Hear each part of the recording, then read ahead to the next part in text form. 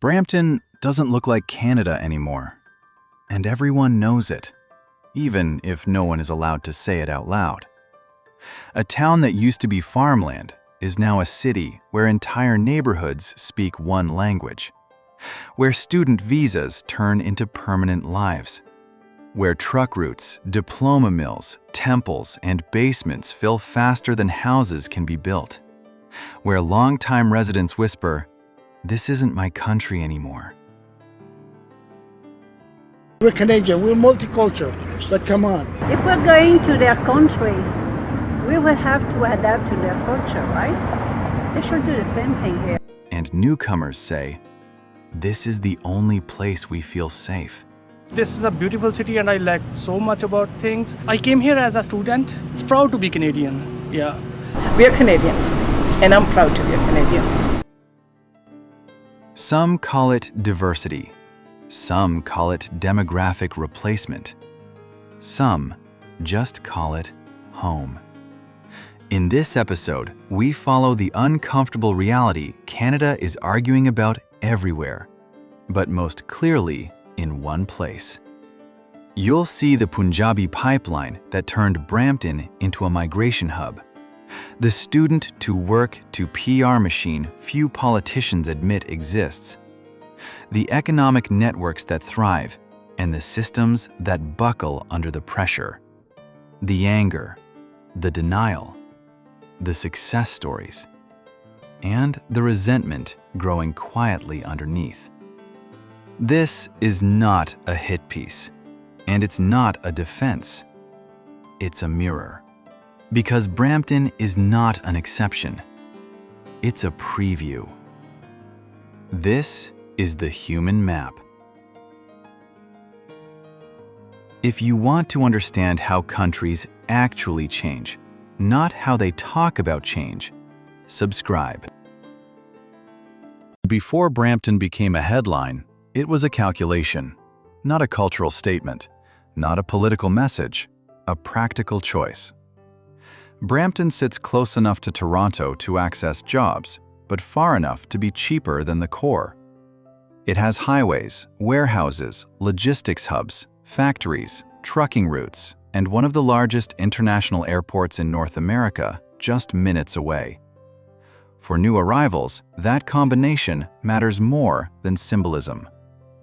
But geography alone doesn't turn a city into a magnet. People do. Immigration rarely spreads evenly. It stacks. One arrival becomes 10. 10 become 100.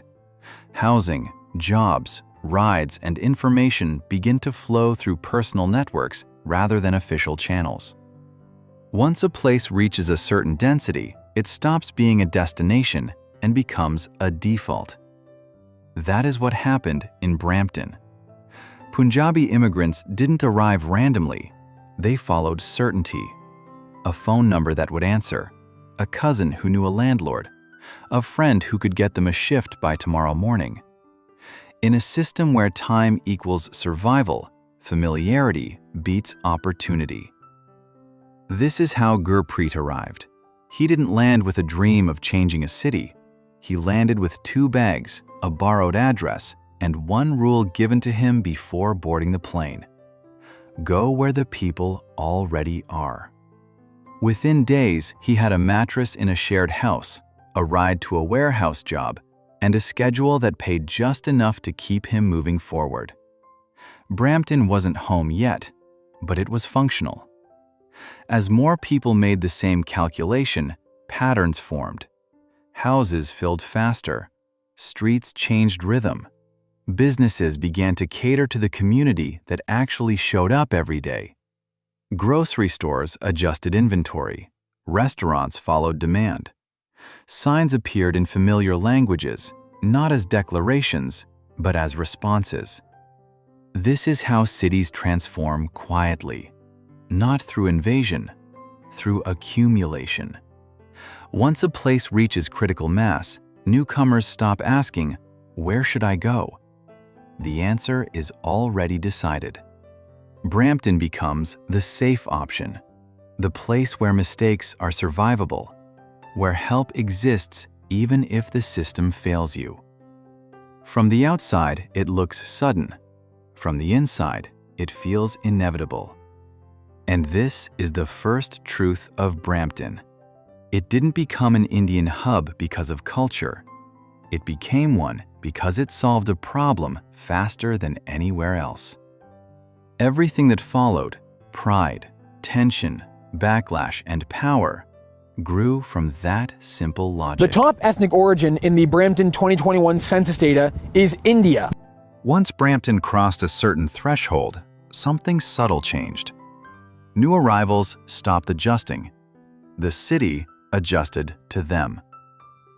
This is where critics often get stuck.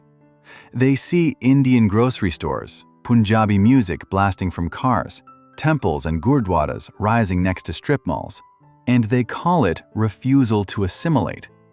But from inside the community, the logic looks different. Assimilation usually follows stability, not the other way around. For many Punjabi newcomers, the first years in Canada are not about identity. They are about endurance. Long shifts, multiple jobs, shared bedrooms, sending money home, paying off loans taken to get here in the first place. When survival is the priority, culture becomes comfort, not resistance. This is how Harpreet explains it. She arrived as a student, worked evenings at a bakery, weekends at a warehouse, and slept 4 hours a night.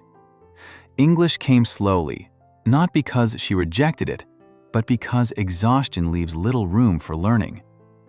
Her social circle stayed Punjabi because those were the people awake at the same hours, working the same jobs, facing the same pressures. Over time, that shared pressure solidified into community. Businesses didn't appear because of nationalism. They appeared because demand was guaranteed. A butcher who knew the cuts people wanted. A driving school that understood how international licenses worked. A trucking company willing to hire someone with no Canadian experience. Each service reduced friction. Each reduction attracted more people. At this stage, Brampton stopped being just affordable. It became efficient. But efficiency has a side effect. When everything you need exists inside a single bubble, there is less incentive to step outside it. That is when parallel lives form. Same city, different rhythms. For long-time residents, this feels like disappearance. Familiar shops close. New languages dominate public space. Old social cues no longer apply. Even something as simple as driving styles becomes a flashpoint because roads are one of the few places everyone is forced to share. What one group experiences as relief, another experiences as loss. And that tension is not unique to Brampton. It's what happens when migration moves faster than adaptation. Every rapid transformation creates a narrative vacuum. When institutions stay silent, stereotypes rush in. In Brampton, those stereotypes hardened quickly. Complaints about overcrowded houses turned into accusations of lawlessness. Stories about diploma mills became shorthand for fraud. Bad driving morphed into moral judgment. Online, the language escalated from criticism to resentment. To some residents, Brampton stopped feeling Canadian. To others, it finally felt safe. This is where the conversation breaks. Critics point to real issues. Housing pressure is undeniable. Infrastructure lagged behind population growth. Schools, healthcare, and transit strained under numbers they weren't designed to handle. When people see quality of life decline, they look for a cause, and the most visible group becomes the target. Supporters respond with a different reality. They point to labor shortages filled, warehouses staffed, trucks driven. Bakeries, factories, logistics, healthcare support roles kept running. Many ask a simple question. If we're doing the jobs no one wants, why are we blamed for the system's failure? The truth is uncomfortable for both sides. Brampton didn't break because of immigrants. It broke because policy treated people like numbers. High immigration targets met weak enforcement. Education pathways blurred into exploitation. Employers benefited from cheap, desperate labor. Municipal planning lagged behind demographic reality. Everyone gained something except social cohesion. In that gap, anger grew. Some longtime residents feel like strangers in their own Well, I city. do feel like I'm a stranger in my own country. Why they keep coming in? My place is getting torn down for a parking lot. Some newcomers feel permanently unwanted no matter how much they contribute. Both believe they are losing. This is the moment Brampton became more than a city. It became a symbol. A symbol used by politicians, media, and online outrage to argue about immigration without talking about systems, about people without talking to them, about culture without acknowledging economics. And once a place becomes a symbol, nuance becomes collateral damage. But Brampton's story doesn't end in anger, because beneath the noise, something else is forming, quietly, deliberately. And that is where this story turns next. Once a community reaches critical mass, attention follows, and with attention comes power. In Brampton, that power is no longer hypothetical. Punjabi voices are increasingly visible in local politics, school boards, trucking associations, small business councils, and advocacy groups. This visibility triggers two very different reactions. Supporters see representation. Critics see capture.